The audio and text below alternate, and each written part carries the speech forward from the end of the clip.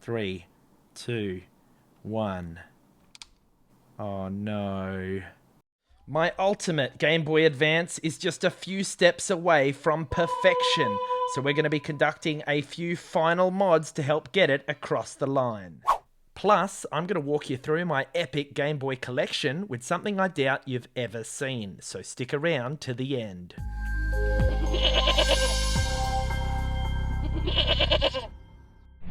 There are two major issues I noticed since building my ultimate GBA, the first of which is backlight bleeding during nighttime gaming sessions, which can be very distracting. So we're going to attempt to fix that with this backlight bleeding protector or this black electrical tape.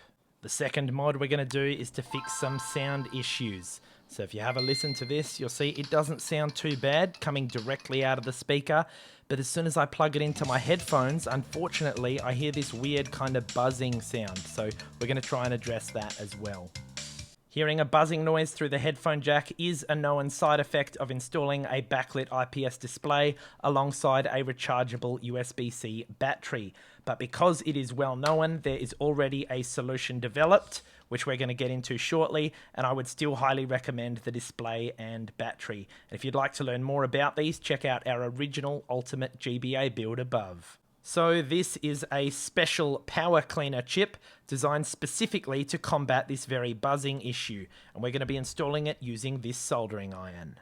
Oh, and I did also get this little lanyard wrist strap just to test if it's any comfier than the custom one that I made.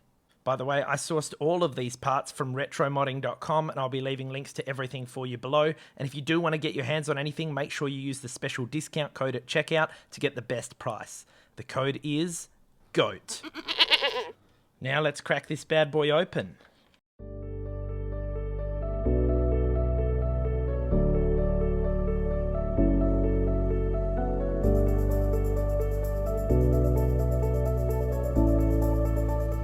Well, I've got some bad news, guys. I just went and had a look at the guide of how to install it because I couldn't figure out where this fits when I realized that they have actually sent me the wrong one. As you'll see, this is for the Game Boy Advance SP, and it's just simply not the correct size to be compatible with the ports on this board. Now, I did check my order history email to make sure that I did in fact order the correct one, and I did. They've just straight up sent me the wrong one. So yeah, I'm a little bit disappointed, guys. I was feeling like doing some soldering right now, but I've just fired off an email, and hopefully Retro Modding will send me the correct one for free. So now let's get to fixing the backlight issues. So really, I noticed that the most backlight bleeding occurred at the top right and left corners of the screen. So that's where we're going to target. It seems to be popping it out a bit. All right. So really, that corner down there is where we want to target, and also over here.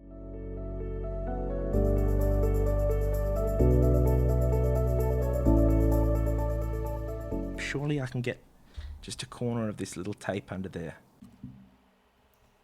Okay, I've got a big brain idea. I'm going to cut that so that it folds perfectly. If I cut that there, fold this into a perfect corner shape, if that makes sense. Let's give this a try. Drop that down into the corner there. See how that goes. Perfect little corner piece again. All right. That's it. Yes. Okay, there we go. Now let's get that all dropped down. Now, let's get this adapter back in. And guys, oh man, honestly, we have fumbled around with this so much, I'm not even sure that the screen is still going to work, but we're going to give it our best shots.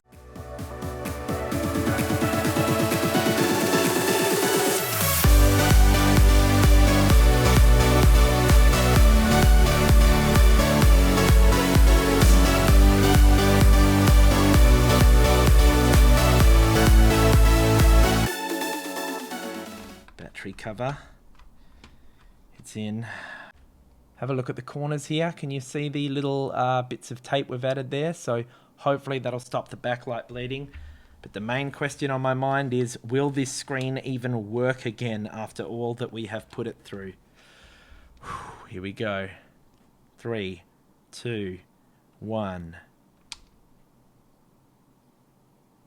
Oh no. We're not getting anything. Okay, let's turn the sound on.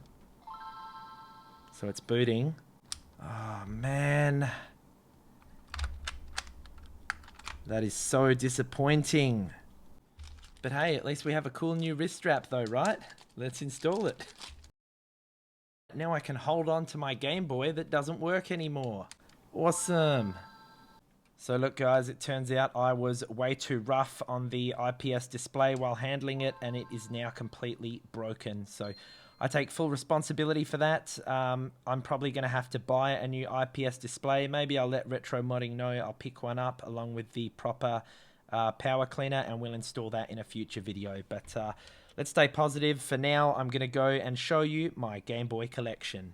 Now, I've heard plenty of feedback from you guys in previous comments that you actually really appreciate it when I leave my mistakes in, so that's what I'm going to do. Smash the like button, because now it's time to see our first item on my Game Boy collection, and this is my original Game Boy Pocket. Now, as you can see, the screen has got a bit of burnout in the center there, and also on the back, that is where the corroded battery has kind of leaked through. Now, with this one, I have actually taken it apart, cleaned everything up, and tried to repair it. Unfortunately, that did not work, so perhaps this will be a project for a future video. Next up, it's my Game Boy Color, and just look at this magnificent color-changing chameleon shell. How cool is that? And we actually installed this in a recent short video, which I'll leave for you above if you missed it. And my wife loves this one. Ever since I've put this new shell on it, she's been fiending the Pokemon Yellow. Now, I also do have some mods planned for this one. I've got a brand new IPS display ready to go, and also a little bit of a surprise for you. So make sure you're a subscriber with notifications on so you don't miss it when the further modding of this one goes live. Next up is another Game Boy Advance. You've seen my now broken one, but I for some reason have a second one. Yes, this one is working, and I've not done any mods to it except swap out this the original plastic lens with this nice glass one just to be a bit more scratch proof. Next is my original Fat Boy DS. That's right, and just look at the wear on this case here. Even this keychain, it's referencing the Xbox 360. It's all broken, just shows the time this was from.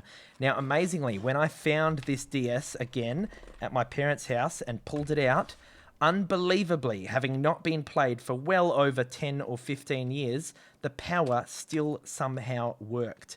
I don't know how Nintendo's done it, but look, I have not charged this thing in well over a decade and it still powers on. Next is my DS Lite, and by the way, the last thing that I'm going to show you is in my hand right now, and I can't wait, so stick around. But this DS Lite, I actually got about a year or two ago from a refurbished game store, and I couldn't believe the condition of this thing. I got it for a really good price. Of course, it's in great working condition, and I've actually bought an R4 card for it, which just means I can put absolutely any game that I want on an SD card, and I'll be able to play to my heart's content. So I will leave a link as well in the description to an R4. Next is my 3DS XL. Now, this is actually a Switch Lite case, but it fits it quite nicely. And just look at the condition of this thing. I bought this secondhand, and it came with this cool Legend of Zelda shell as well. This thing is an absolute beast. Now, you can actually install R4 cards into these, but they don't work with 3DS games. So what I've actually had to do is fully mod this thing, and this thing as well can basically wirelessly download games, and is one of my favorites because it just has an incredible games library. All right, here it is. Last but not least, it is the Funkey S. And believe it or not, this thing is one of the most capable little consoles I've ever seen, and it fits in the palm of your hand. As you can see, it looks like a little Game Boy Advance SP. Now check it out. We have Game Boy games, Game Boy Color, GBA. This thing goes all the way up to PlayStation 1, if I'm not mistaken. Where are we at? There it is. Look, PlayStation 1. Now, Nintendo 64, it can also handle, but it's only ones that have been specially done. So we're going to fire up Mario 64, and you are not going to believe how cool this thing is. Check it out. Like, this is just unbelievable. We're playing the full Mario 64 on this tiny little machine. Now, I actually love to whip this out during, if I'm waiting at the doctor's or anywhere else. You've only got about 15 minutes. It's a ton of fun, but I will say that your hands do get a bit sore after extended gaming sessions. So, yeah, you do have to be wary about that. What's your favourite handheld console and game? I'd love to hear your thoughts in the comments below. Here's some more great content for you to watch next, and here's our Instagram page where you can now follow us. Thanks for watching, and I'll see you in the next review.